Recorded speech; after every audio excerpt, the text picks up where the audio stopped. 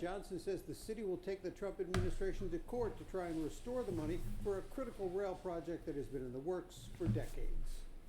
Right now, the red line only goes as far as 95th Street, but the extension project would take it further south and east all the way to 130th Street. So for anyone that doesn't live in Chicago, that like 95th Street, you're in a whole different suburb. You are way out in the suburbs. Like you're pretty much past, the bulk of the south side. But for the moment, all that is on hold, with the Trump administration putting a freeze on $2.1 billion in federal grants that Congress approved for the project.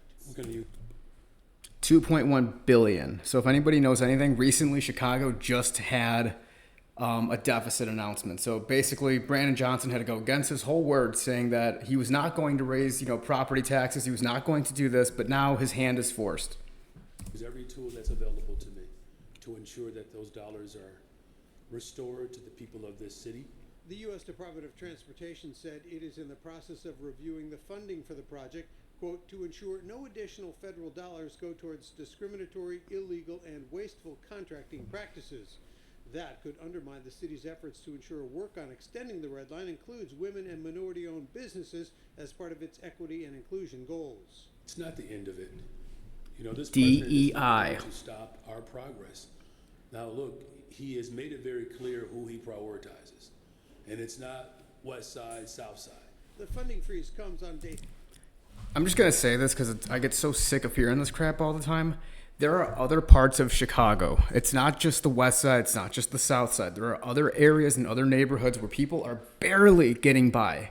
And it's always a focus. I hate saying it, but this is one of the reasons I love Chicago, because it is race-baiting politics. And it's always focusing on the underserved areas.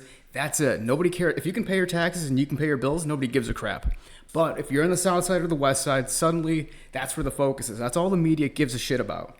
I'm tired of it. Everyone's tired of it. All the people that work there, a lot of the city workers especially, so like let's say Chicago Fire, Chicago Police, they hate this crap. They hate it, but they can't leave because the pension is so damn good, you can't do nothing.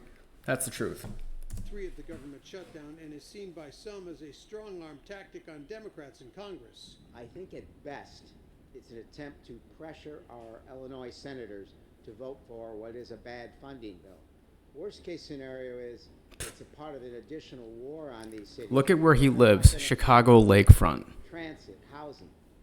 That would be devastating for Chicago. Congressman Quigley notes that what the Trump administration is doing is illegal. We finally got this in the process where we could see the end.